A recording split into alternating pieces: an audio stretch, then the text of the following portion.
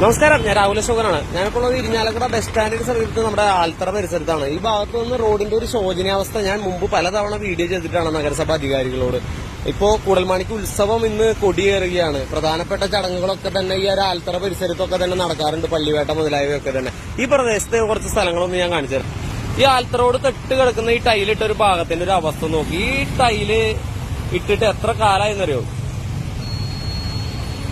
ഇത്ര ആയുസേ ഈ ഒരു ടൈലിനൊക്കെ ഉള്ളൂ.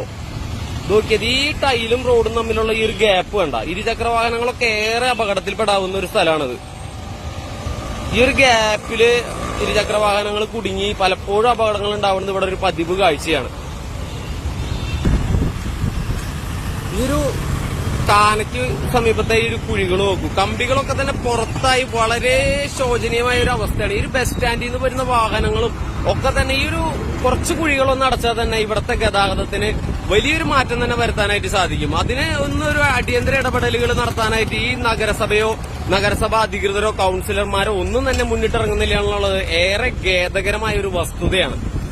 ഈ ഒരു പ്രദേശത്ത് അല്പം ഒന്നൊരു മെയിന്റനൻസ് വർക്ക് നടത്തിയാൽ തന്നെ ഈ ബസ് സ്റ്റാൻഡിൽ നിന്നുള്ള ട്രാഫിക്കില് ഇനി നമുക്കറിയാം, ഉത്സവ നാളുകളിലൊക്കെ തന്നെ വലിയ ഗതാഗത കുരുക്കാണ് ഇവിടെ ഉണ്ടാവാൻ പോകുന്നത്. ഈ ഒരു കമ്പി അടക്കം പുറത്തായി നിൽക്കുന്ന ഈ ഒരു കാനകൾക്ക് മുകളിലൂടെ അല്പമെങ്കിലും ഒരു ടാറിന്റെ മെയിന്റെയിൻ വർക്ക് നടത്തുകയാണെങ്കിൽ ഒരു ഗതാഗത കുരുക്കിന് ഒരു ശമനം ലഭിക്കുമെന്നാണ് പറയാനുള്ളത്. എത്ര തവണ പറഞ്ഞിട്ടും മനസ്സിലാവാത്ത അധികാരികൾ എന്ന് പറഞ്ഞു കഴിഞ്ഞാൽ കഷ്ടം തന്നെ.